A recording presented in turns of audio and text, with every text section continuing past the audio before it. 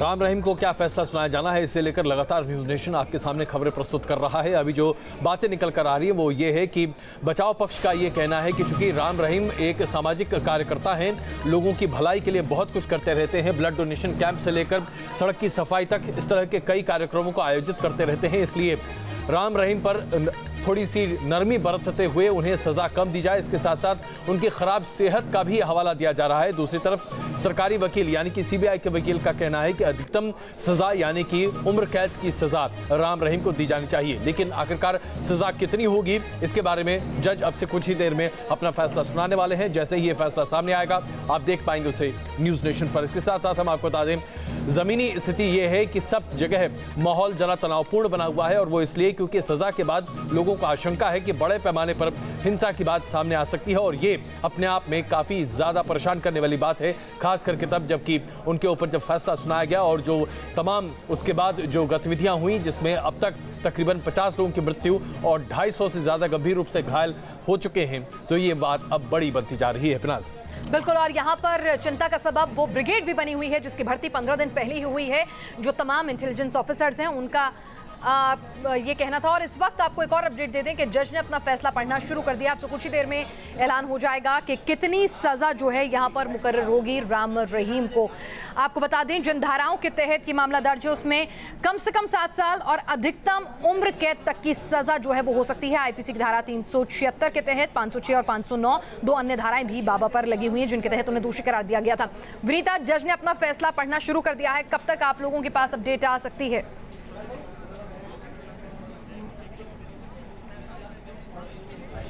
बिल्कुल अविनाश, जिस तरह से यहाँ पर गतिविधियाँ भी बढ़ने लगी हैं उसे देखकर कहा जा सकता है कि जल्द ही यहाँ पर फैसला पूरा होने की बात भी सामने आ जाएगी, क्योंकि बीएसएफ के बड़े अधिकारी जो हैं वो भी अब जेल में पहुँच गए हैं। और लगातार जिस तरह से यहाँ पर चौकस जो है वो बढ़ाई जा रही थी, अभी भी इस वक्त सुरक्षा जो है वो और ज़्यादा तेज़ी से बढ़ते हुए नज़र आ रही है इस जेल के आसपास, जिसमें इस वक्त सीबीआई की स्पेशल कोर्ट चल रही है। बिल्कुल, हम आपके पास ताज़ा अपडेट के लिए दोबारा वापस आएंगे। इस बीच हम एनके सिंह साहब, जिस तरह से सीबीआई के वकील ने तमाम बातें सामने रखी हैं, कहा है कि 45 ऐसे लोग थे जिनके ऊपर जुल्म सितम की बात निकल कर आई, जिनमें से 3 आगे आई और उन 3 साध्वी के बयान पर अब राम रहीम की स्थिति अटकी पड़ी है और शायद उन्हें उम्र कैद तक की सजा हो सकती है।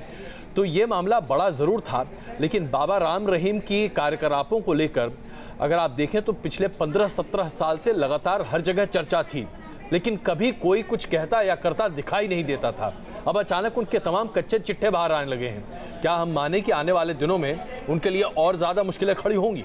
देखिए, बहुत साफ है कि आज सवेरे अखबारों में एक खबर आई है और टेलीविज़न चैनल्स ने भी दिखाया है कि बाबा की गाड़ी की जब तलाशी हुई तो उसमें कुछ महिलाओं के अंडर गारमेंट्स मिले।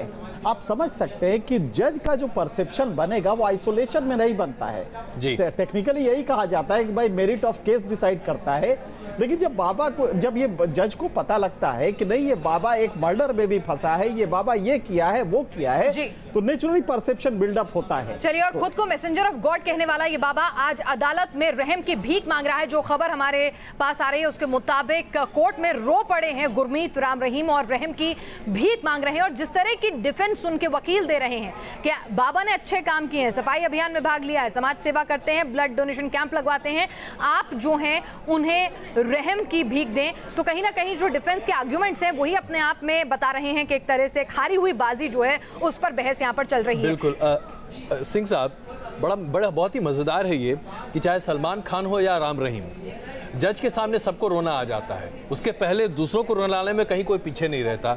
ये रोने की परंपरा बड़ी अच्छी है जज के सामने, कुछ असर पड़ता है क्या? मुझे लगता है कि उस वकील ने ये इल कंसीव्ड एक वो रखा है। आपको बता दें कोर्ट में आर्गुमेंटम एड बाकुलम, आर्गुमेंटम एड होमिनम। आप अदालत को इमोशन में नहीं ले सकते, अदालत को आप डरवा नहीं सकते। यहाँ पे जो कर रहे हैं बड़ा हल्का सा बचकाना है। मुझे लगता है जैसे उनका स्वास्थ्य का बताया गया, ये स्वास्थ्य का मैं हमेशा देखता हूँ कि जब भी मंत्री कोई फंसता है जेल में जाता है तो उसका हार्ट अटैक हो जाता है। बाबा भी वही कर रहा है। मुझे लगता है इससे कोई क्वांटम ऑफ पनिशमेंट में बहुत ज्यादा अंतर नहीं आना है जी। ये कोई फर्क नहीं पड़ना चाहिए, यही चीज कमलेश जी भी हमारे साथ हैं और रेखा अग्रवाल जी भी है। कमलेश जी जरा बताइए कि ये जज के सामने रोने की प्रक्रिया से आज तक आपको कोई जजमेंट फेवरेबल आता हुआ दिखा है क्या? ऐसा कुछ नहीं होता है। इनफैक्ट इससे ऐसा पता चलता है कि he is feeling guilty somewhere and जी he is feeling guilty somewhere and now he is afraid of being punished. हमारी जो कानून व्यवस्था है अब उनको मौका देती है कि हाईकोर्ट जाएं, एक विकल्प उनके पास बचता है। तो आज क्योंकि इतनी देर हो गई है तो क्या आज ही हाईकोर्ट में अपील करने का वक्त होगा? नहीं, बिल्कुल नहीं, बिल्कुल नहीं। इनको एक आध हफ्ता लगेगा। एक आध हफ्ता लगेगा, मतलब यानी कि जेल जाना तो लगभग तय है। हालांकि बेल की जो अपील है कानून अधिकार देता है, तो वकील उस अधिकार को, उस ऑप्शन को जरूर अवेल करना चाहेंगे, तो वो बेल प्लीज जरूर लगाएंगे और हाईकोर्ट का दरवाजा भी खटखटाएंगे। लेकिन क्योंकि फैसला काफी देर से आएगा तो ये विकल्प भी ऐसा नहीं है कि आज ही हाईकोर्ट किसी तरह का कोई स्टे दे दे, वो भी उम्मीद नहीं है। बेल का तो सवाल ही नहीं उठता है, जितना संगीन मामला है, ऐसा तमाम कानून के जानकार कह रहे हैं। रेखा जी हमारे साथ हैं, जरा उनसे ही समझ लेते हैं। रेखा जी, आमतौर पर जिन लोगों के ऊपर 376, 506, 509 के मामले दर्ज हो जाएं और उन्हें दोषी करार दिया जा चुका हो, उन्हें सजा दी जा चुकी हो, ऐसे लोगों को क्या हाईकोर्ट से बेल मिल पाती है?